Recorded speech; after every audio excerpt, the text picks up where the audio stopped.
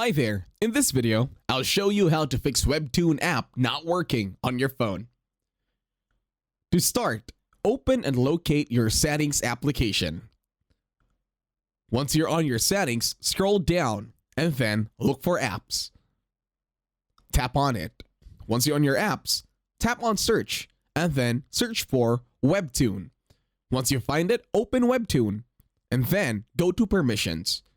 Once you're in permissions, click on camera and then allow only while using the app. Click on notifications as well, then click on allow notifications and then go back.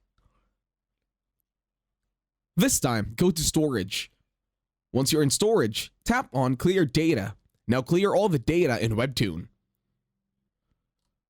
After all that, everything should be all good. Now you can exit settings. Now try to open and locate your Webtoon application.